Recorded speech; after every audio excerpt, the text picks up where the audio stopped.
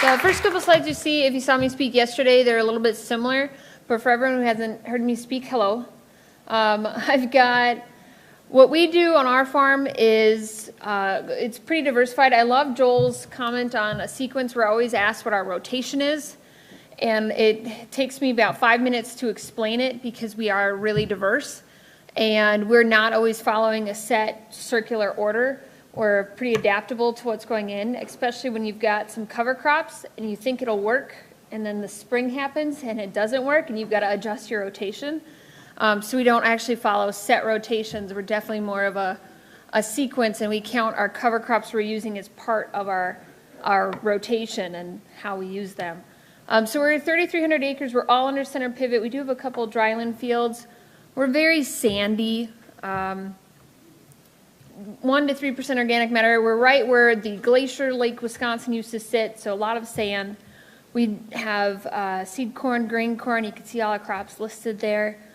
We really enjoy making farming not about the easy button. So we're really enjoying putting hard work back into it and having fun doing it.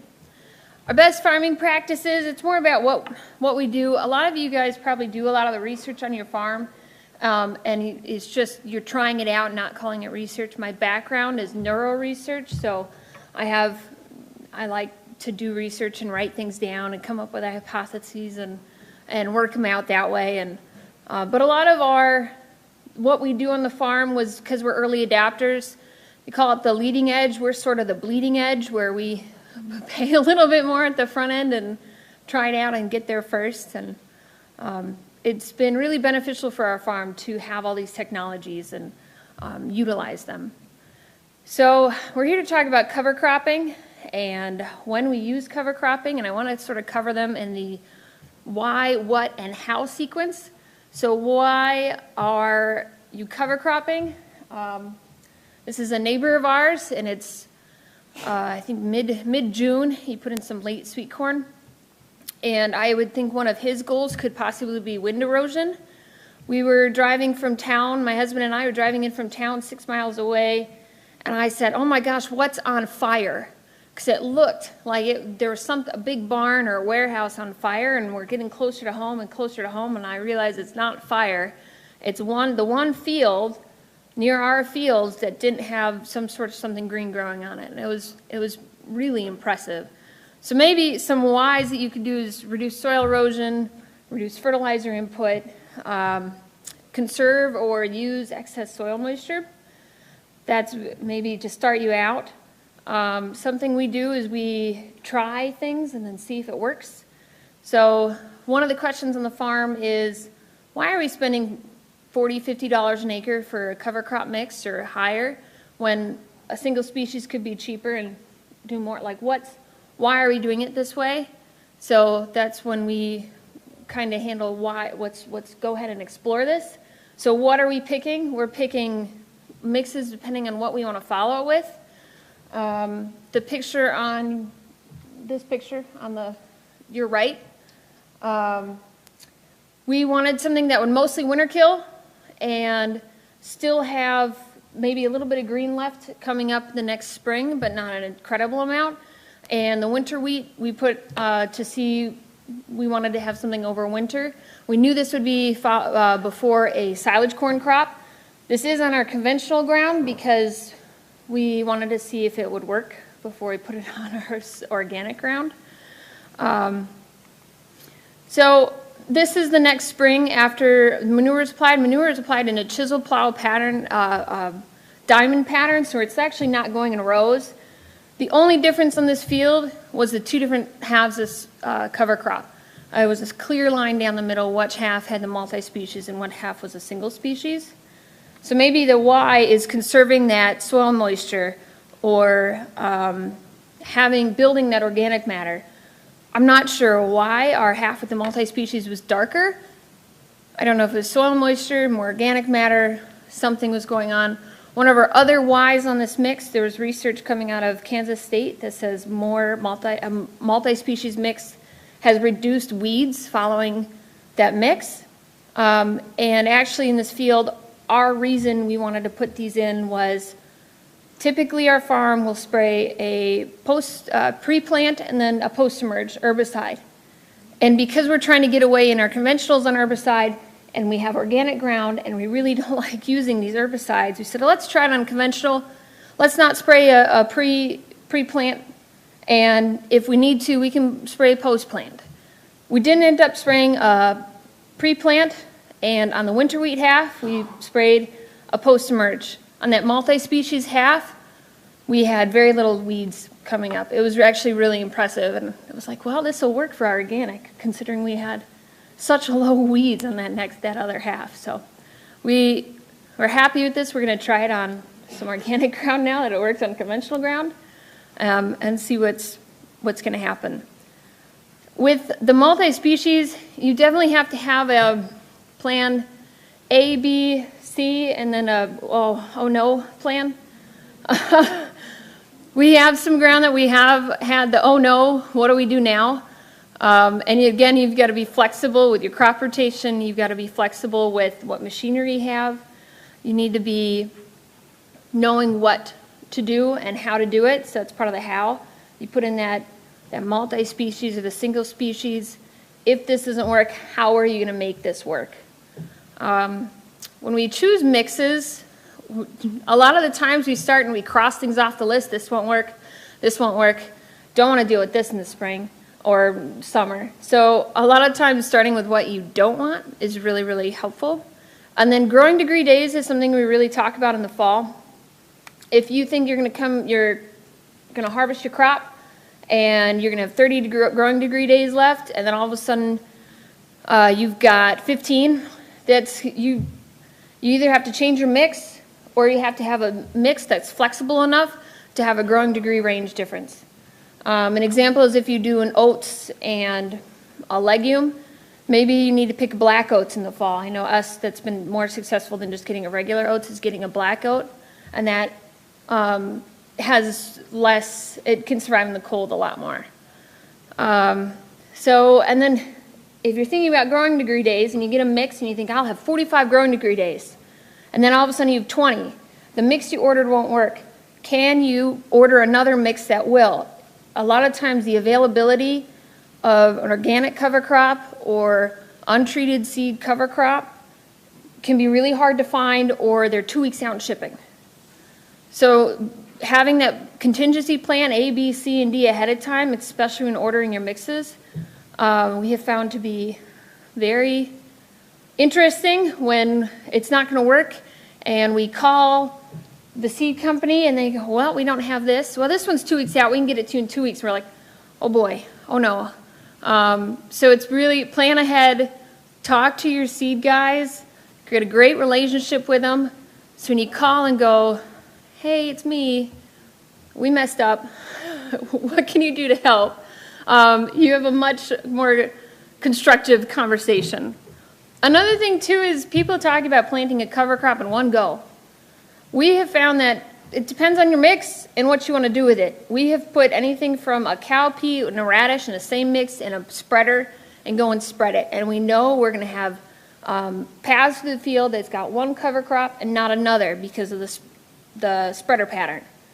Or if you really want to be specific, you drill it in and then you broadcast. You broadcast and then drill it in. Go in 2 passes. Gary says it a lot. It's not, it's just as good as your stand. Your stand has got to be good. And if you're saying, well, I'm going to throw it out there and see what happens and it doesn't work, you might have set yourself up for failure. So maybe spend a little extra time, a little extra money, put it in 2 passes if you've got really variable seed size. So that's why, what, how, address all of those issues. So some of the things we do on the farm, we've been interseeding that spring rye or non-vernalized rye into our soybeans. It's been really successful for us. Don't have bad pictures to show you because it's been working for us. We're continuing to do it. We did, I think, 10 or 15 acres our first year, 30 the second year, and this year we did 60 acres. We're going to do some full half pivots with it, and we're going to actually try it in our dry edible beans, in the kidney beans. Kidney beans are pretty weak rooted, and they can get cultivator blight, and you can spread disease through your field quickly. And we thought, well, if it works for soybeans, let's see if it works for kidney beans. And again, that trial, that research, we're not going to put in a half a pivot or a full pivot of kidney beans and spread a half a pivot on the non-vernalized rye. That could set you up for a big oh no, and what's plan B, A, B, and C. There, we're going to probably do 10, 15 acres, and if we mess up, then hopefully we can recover, and if not, it's not as bad. We're having less percentage of failure to setting us up. We also interseed. So using your cover crop in your season, what are your goals? How are you going to do it? We built our interseeder out of some old stuff we had lying around. So we had an old toolbar, we had some old Gandy boxes, and we had some old Lillison bars. And we built it so it could be useful in many situations. So we tried interseeding our sweet corn, and it didn't work very well. We wanted to interseed so that we could, after harvest, we just had a growing cover, we could reduce our tillage. We could conserve a little water because we irrigate, but the less we can run our irrigation, the better it is for us, environment, pocketbook. And our cultivator, we use these long arms because we also interseeded our vegetables on black mulch. So these arms we had tilt to run along the mulch beds. So this the interseeder we built has got this dual purpose. It can do our mulch beds and it can do our 22-inch rows. We're all on 22s basically. We did the interseeding into our vegetables. It was fantastic because we wanted to increase our pollinators. It was incredible. On our organic cucumbers, we did not have cucumber beetles. We didn't have disease. We basically planted them and away it went, and it was really good. We didn't think about harvesting. It was about a jungle to get through there. Holy cow. That was pretty intense to try and get through there. We thought about bringing out machetes and how are we going to get through and actually physically harvest these cucumbers. We ended up pushing through the first 4 acres. The next 4 acres, we just drove a tractor down to try and flatten it down. And the next 4 acres, we took a big Swisher push mower and mowed up and down the rows. So next year, our plan is to continue interseeding, but with a slightly different mix. We put way too much buckwheat in. The kale was actually fantastic, but we're going to try and target our mix to be, more of a shorter knee-high rather than shoulder height cover crop. I wish I'd put a picture on here on the edges of the rows. If I'd put a picture on the edge of the row on our cucumber plot, you would have seen ragweed, lamb's quarter, weeds up to your shoulders as well.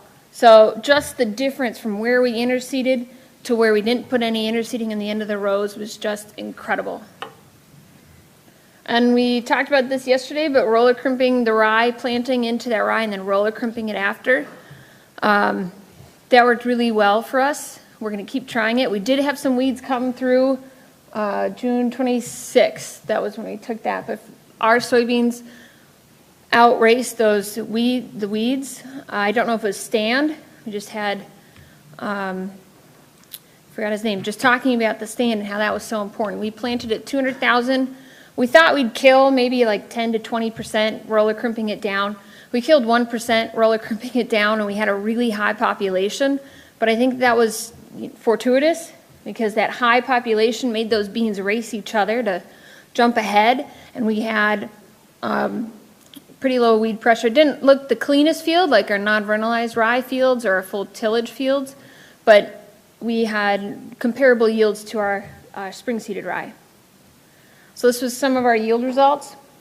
That roller crimp soy and soy is actually soy following kidney bean, not soy and soy. We did put some of these beans in our irrigated ground. This year in Adams County, irrigated soybeans averaged 18 bushels an acre, so we felt like we did pretty good on dryland beans. This is why you don't plant dryland in Adams County in sand. There's another picture we have from the season. We overplanted some corn acres.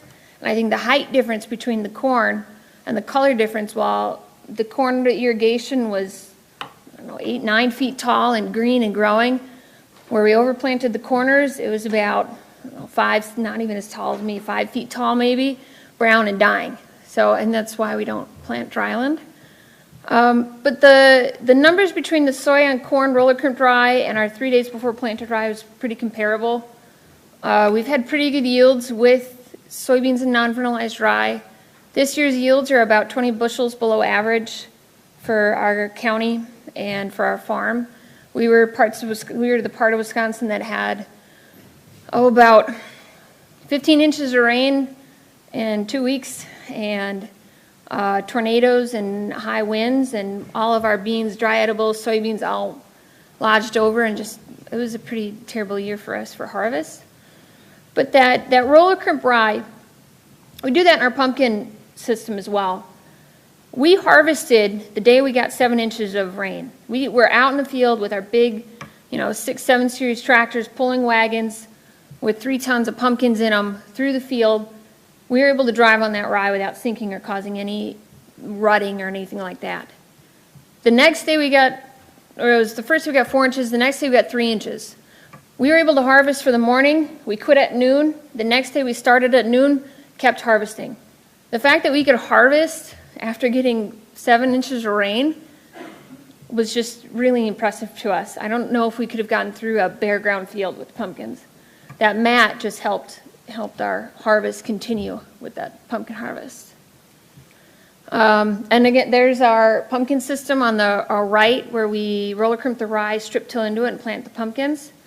The reason we strip till into that, pumpkin, I know there's someone else who's growing pumpkins too. If you try and grow that and put that seed into the roller crimp system without the strip till, the pumpkins are really super weak rooted. They're really kind of wimpy plants, and they want to give up whenever they're presented with adversaries, so that's why we strip till. The one on your left, where it looks like it's been mowed, it's because it was mowed. Our first year we did rye. We just got a cereal rye. We didn't know about a rustic rye, and we were waiting for it to go to anthesis and waiting for it to go to anthesis, and it just was super slow, so we had to mow. And then we went into it, so that was plan B, was mowing. The second year we found out about a rustic rye, we bought some. We were able to call Mark Doodle over there, and he got us some rye, and he said, "You guys, the only rye I've got is not clean, it's got some vetch." And we said, "We don't care, we just need to put some rye in." Put it in, and the vetch really helped us roller crimp. Boy, that as our roller crimper came through, it just grabbed it and pulled it down. And then the next fall we wanted more, so we called Mark and said, "Hey Mark, do you still have that rye, some unclean rye?" "Oh no, it's all clean this year." And we're like, "No, now we have to buy the vetch and add it to the rye." So that was a really nice unintended in the mix, was having that vetch kind of pull that rye. And it wasn't very much vetch. It was very small amount of vetch in there. I think maybe less than 10%. It wasn't a very heavy mix, and it worked really well for us. So and our plan B for if the vetch was too heavy and it didn't work, we were going to mow, because it worked okay that last year. So we had that plan B set up. That's what I've got for you guys for cover cropping before and during and after.